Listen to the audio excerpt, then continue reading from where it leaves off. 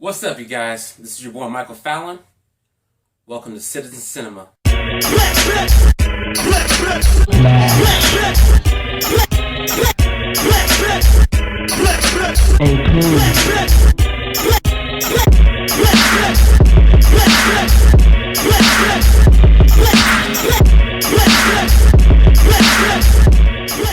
Now, just to let you know, this is my first episode ever. What the show is basically about is I talk about the newest breaking news of movies, and give you some insight. Alright, so this week's, big roundup is DC is, on the CW, is doing another spinoff of Arrow. Basically, it's like a team up. They really haven't given too much details about it, but what it will do is be in the same world as The Flash and Arrow. And so far, the characters that they casted are Hawkgirl from Justice League. If you ever watched the TV show from the early 2000s, you remember what she looks like. Also, they'll have Rip Hunter as a time traveler, Captain Cold, and Heatwave, who are currently cast in Flash. They'll be taking over to that. And also the Atom might be in there. They're still debating whether or not to have him in his own sideshow or bring him into this new one. But basically, like those are the people confirmed right now. That's the newest news right now about the spinoff. Is the newest additions. Also breaking today, Olivia Munn, who's a host on Attack of the Show, comedic actress. She is now cast as Psylocke in XMen Apocalypse. Basically, Psylocke is a member of the X-Men who uses energy to her advantage. I'm gonna give a full breakdown of her later on this week. Today they released the Ant-Man trailer. Now the Ant-Man trailer is superb. I feel like Ant-Man's gonna be one of the best Marvel movies they put out so far. I know it's been a little rocky for those who don't know, but that are informed like I was. The original writer was Edgar Wright. He's done like Shaun of the Dead. He did Hot Fuzz, all part of like the Blood and Ice Cream trilogy. But I think that they're doing a pretty good job. Michael Douglas playing the original Hank Pym. Paul Rudd's the new Ant-Man playing Scott Lang, who is the second Ant-Man chronologically. Yeah, it's just, the special effects look great. I love the new outfit. Even though I would prefer it look more like the original outfit, it's pretty good. It's close enough.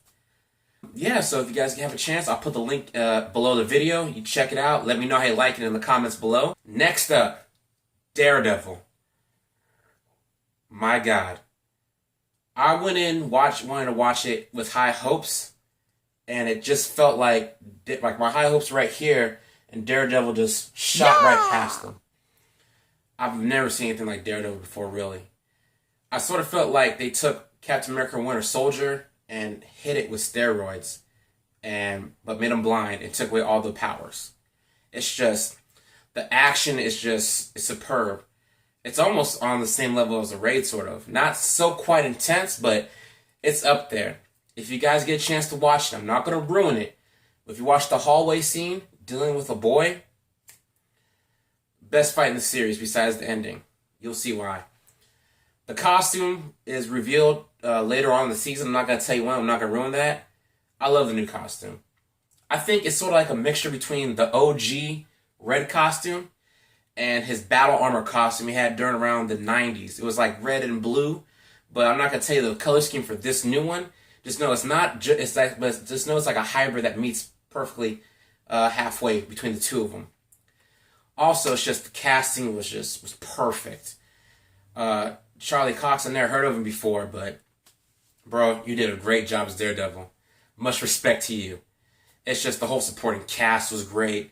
The acting is just, I feel like a lot of the new future shows or shows that are on currently should take from Daredevil. They should try to copy his format. It's bar none best comic book show I've seen so far. And Flash was my number one. Now Flash, I'm sorry if you're number two. I love you, Flash. Don't get me wrong, you guys. Flash, it's a great series, but I feel Daredevil's better because it's on Netflix, so it doesn't have as much restrictions. And you'll see why for those who haven't watched it, you'll see what I'm talking about. Also, Justin Wan, who did Fast and Furious 7 and Insidious, is now the new director for Aquaman. For those who don't know, Aquaman will be coming out in 2018 with Jason Momoa. He was Drago on Game of Thrones. He was also currently on the show Red Road.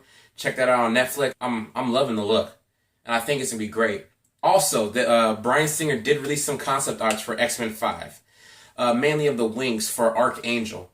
For those who don't know, one of the 5 original X-Men is called Angel. Basically, he was born with wings on his back. He could fly. That's all he could do. Then the villain Apocalypse took him after his wings were ripped off, remanipulated his genetics to grow metal wings that shot out poison tipped feathers. Archangel's my favorite version of Angel. He's my favorite original X-Men. I mean, Beast, Cyclops, Jean, Xavier, they're all legit, but Archangel, for me, because he has the most control of his abilities, besides Charles Xavier and Jean. So this was the first episode. Thank you guys for watching. Please subscribe. I will have other shows and channels announced later on this week. See you guys soon.